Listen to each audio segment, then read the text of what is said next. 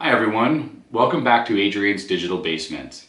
What you see here on my coffee table is a Trashpicked Samsung 1080p television, 32-inch in size. Now I don't know why it was thrown away, but it most likely doesn't work. Now funny is up here on my cart is I have an identical television, which means I have the actual remote for the TV, which might help in troubleshooting. But let's see if we can make this thing work, and if there's a fault, maybe I can fix it. So let's dig in and take a closer look. From a visual standpoint, the monitor is a little bit dirty, but otherwise seems to be in decent condition. Now I have the power cable connected and the red LED is lit here, which is the normal behavior when this thing is off. I don't think there's any cracks in the LCD, although it can be really hard to tell on these dark ones. There's definitely a few scuffs and scratches around the bezel, but otherwise it looks decent. Not much to report on the back of the monitor. One funny thing is this space right here is normally where the model number and serial number sticker goes.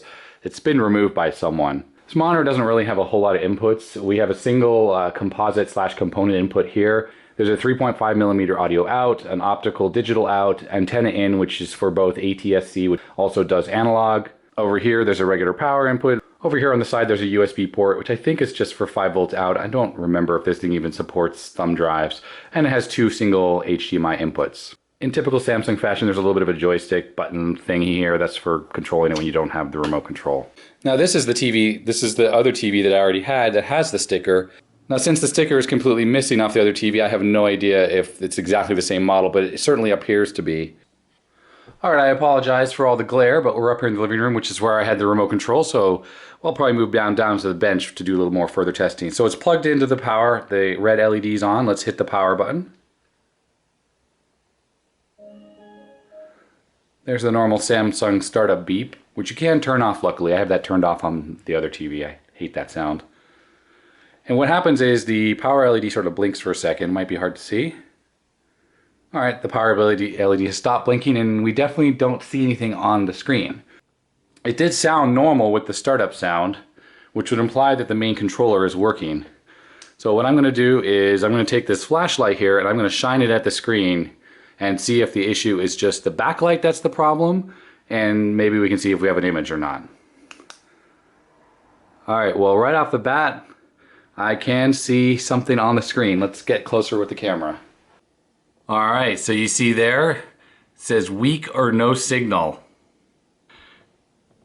And it looks like it's just static, you know, as if it's an analog input. So let me use the remote control to try to navigate around the menus a little bit. But this is a good sign. It means the backlight's not working. And I am pretty sure this is an LED backlight, which means it's not likely to be burned out. So possibly it's just a power supply problem. Alright, I was able to navigate around the menu and I brought up the picture test. And you see here it's showing color bars. And it definitely looks like the whole image is displaying correctly. I don't see any cracks or any kind of issues. Everything looks totally fine. I was able to navigate to the backlight menu and it's not turned down. Not that you can turn the backlight to any kind of setting that would be off anyways. But I'd say that the issue purely stands with the backlight on this TV and it has nothing to do with a software setting. Alright, and I was able to plug in a little antenna to this and auto-tune a bunch of local channels. So it's definitely working. There's audio and it's picking up high definition broadcasts of some commercial right now. So I think the next thing is to take it downstairs, pop the back cover off, and let's take a look at what exactly we have going on. Cue, whatever that is. Alright, down on the bench. I don't actually know how to take the back covers off LCD TVs. I've never done it, but I assume you just take all the screws out. I just don't know if I need to take the base off. So because of that, I'm going to use a towel here and I'm going to lay the monitor down on the top of that, face down on the table, and I'll take all the screws out then.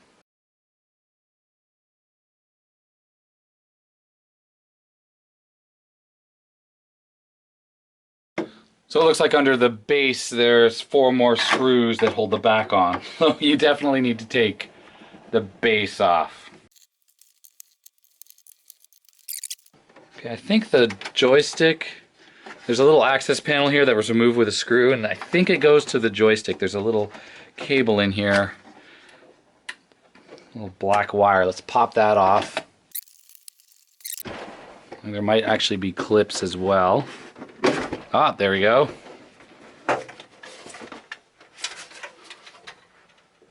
So we're in, and it's pretty simple stuff in here. Over here is the main controller for the TV. The joystick plugged into this port right here. This, which looks like a cable for a floppy drive on an old PC, that definitely goes to these speaker modules here and here. This controller does the LCD output, which goes to this board, which I think this is called the T-Con, which is what controls the LCD directly. And these two ribbon cables here are feeding the LCD panel that displays the image. And as we saw when we looked at it with a flashlight, we didn't see any issues with the image, so I don't need to mess with that stuff. Over here, this is the high voltage power supply, converts 120 volts AC down to the voltages that the controller needs. And over here, this wire on the top is definitely the...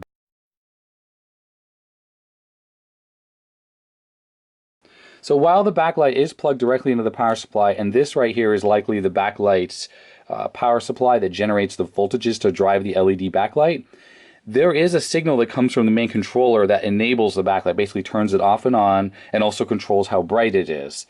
So there is possibly a fault on here that is not telling this to turn on the backlight, but I think most likely the issue is either the power supply board, or it's possible, I guess, the backlight has failed. Although, looking at these wires, there's 2 grays and 2 black wires, and that makes me feel that there may be 2 separate backlight arrays in here, like maybe there's a strip that goes half the width and another one that goes the other half. So if one of those were to fail, half the picture would be dark and not both. I think I'm going to plug this in, and I'm going to start with just physically rapping on it, seeing if that makes the backlight turn on. So I went to turn on the TV and I figured out there was actually no way to do that because I was pointing the remote control at it, trying to turn on, and nothing. Well, this is the little joystick module that was in the back cover that I unplugged. And if you notice right here, there's the IR receiver. So I got to plug this in before I can do anything.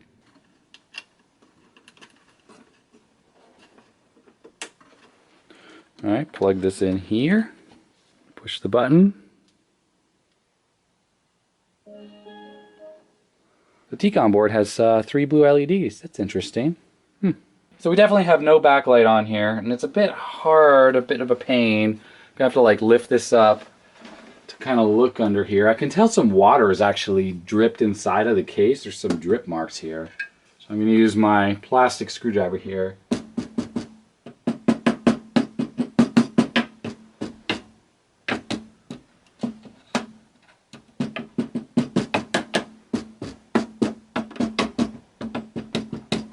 Definitely nothing happening when I wrap on the power supply. I think the next thing I'm going to do is just check the voltages for this backlight wire here, see if any power is even coming out of here at all. I got to thank Samsung. Look at this. They've labeled here what the pinout of the power connector is on the power supply. But up here, they have actually listed exactly what the voltages are. In fact, the LED driver output is at 91 volts at 450 milliamps. The rest of these are available on there. So for instance, here see it says B13 volts.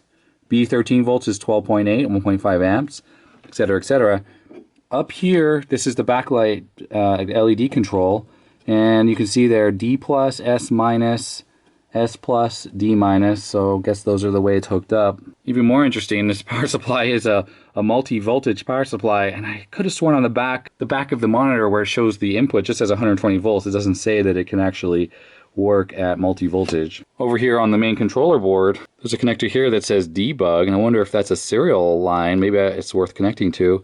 I'm kind of jumping around, but I was about to scope the output of the PWM signal and also the LED driver with the oscilloscope, and I think I'm just going to take the power supply off. We're just going to take a look at the back and see if we have CD broken solder joints. These TVs are built down to a low cost at this point, so they're extremely modular and very easy to assemble and disassemble. So the through-hole components are going to be the ones with issues, so I'm just going to focus on those specifically. Alright, I've been poking around this power supply, and something interesting. This is the output connector for the LED driver. You can see labeled D+, S-, S+, D-. Well, the reality is the middle 3 pins are all connected together. You can see the thick traces here. The one on the left here is labeled D+, which is actually the positive driver voltage, and this one here is the negative. And the middle 2 are connected together. So when you connect this LED cable into here, it seems to be connecting 2 strings of LED in series. But I'm measuring 146 volts on the D plus pin here. And it looks like these power supplies, the LED driver section definitely has an open voltage. When there's nothing connected, that's higher. And when I measure D plus, whether something's plugged in or not, it's the same voltage, 146 volts, or around there abouts. That leads me to believe there's something wrong with the LED drivers in here. I think what I'm going to do is just disassemble this whole TV. Let's take the back cover off here to expose the LED drivers and see if we can see a fault. Maybe there's a bad connection there, or maybe they're just totally bad. I don't know. So now I have to try to figure out how to take this thing apart. Obviously, the first thing I have to do is disconnect the ribbon cables from the T-con. So you just lift up these little flaps and gently slide these out. So those are disconnected. And it looks like there's just plastic clips that kind of hold this metal cover on. So I'm just going to pry these away little by little, kind of like that. And then I think this whole back cover comes off, and that'll expose the LED modules. And I have removed the tape because this cable probably feeds through this hole. I'd assume there's a piece of tape there. Probably feeds back in there. And then I can take this whole back cover off.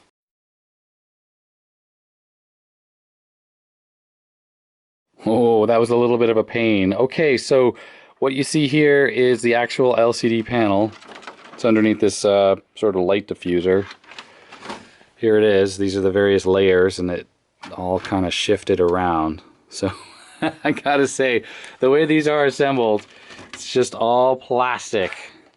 So it all kind of moved around in there. So I'm gonna have to try to kind of reassemble this if I'm even gonna try to get this TV back together again. This is the backlight. Well, it still has the electronics mounted to it. But if I lift this up, like this, so there are the two LED arrays. And they are definitely connected. Not quite sure how they're connected together. Ah, yes, I see. Okay. So they're in series, but instead of them being connected internally to each other, they each have two wires that go back to that connector, and then that connector is wired in series on the power supply. Now, I've read as one of the issues with these is all of the LEDs are hooked up in series, and if one of them blows out, then the whole backlight fails. And on some of the bigger TVs, I think these are wired up individually, so you might have sections of the screen that die. But unfortunately, with this particular TV, it's small. I think if one LED fails, the whole thing goes open, and we have no more backlight. All right, so this TV is connected. Everything is powered up right now. I just have the LCD panel missing, so we can see the backlights, which are not currently running. We have the multimeter, and I'm going to check for voltage. So remember, it goes in one strip, and it comes out. These are all hooked up in series. Every single LED here. There's 12 per strip. So it goes down one, back, then in the next one, and then back to there. So when I measure the voltage, there are little pins here. So there's a plus pin. That's 153 volts. And then there's the minus pin, which should be the output, 141 volts. Then it loops back to the power supply and comes back to this one, probably into the plus pin, 141. So that's the same as the minus pin on there. And then the minus pin, which should be the ground. We're getting 1 volt. This strip, it seems to kind of go all the way down and back, and we're getting voltage. And then this one, we're not seeing the output. Now there are these little blob things over the LEDs, emitters, kind of prevent us from measuring and checking each LED. But the traces are available on here. In fact, there's a little test pad right there. And there's a test pad right there. So there's occasional test pads.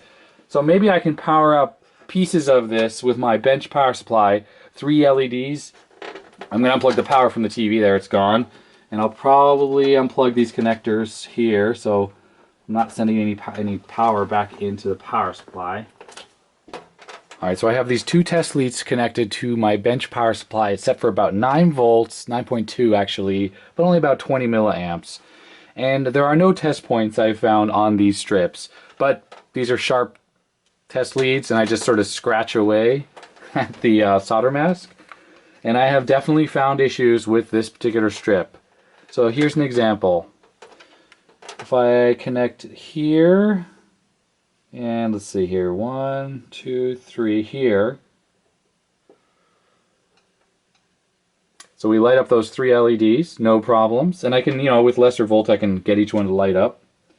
And same thing if we go from right here. So that's 1, 2, 3. We get 3 LEDs lit up, no problem.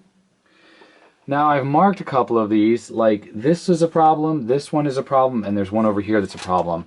This one, I think, is shorted,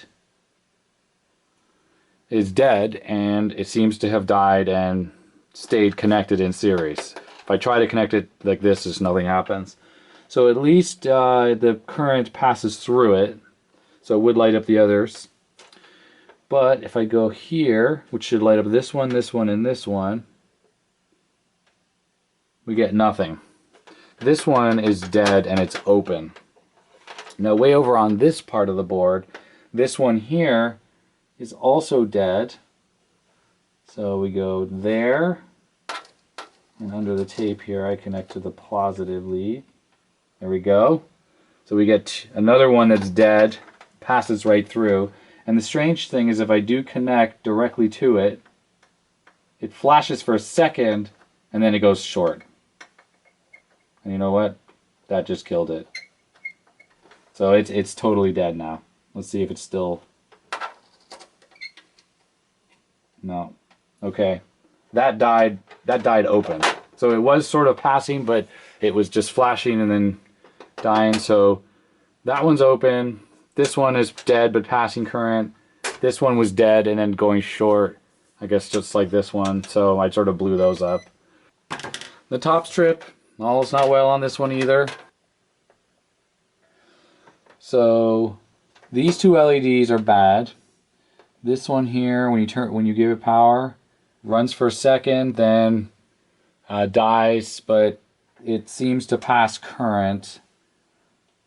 This one as well, same exact problem. So both of these die. This one here is working fine.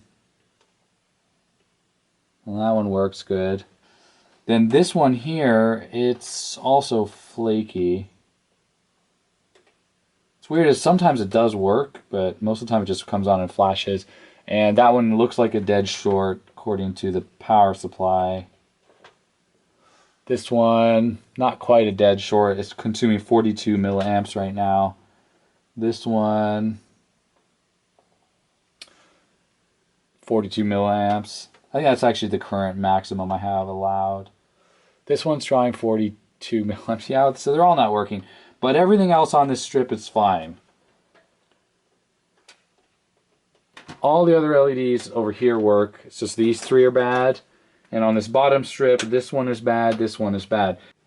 Notice here I have some of the little lenses popped off. I took one off right here. Now the way I did it is I just used this little pick here and just popped it off like that.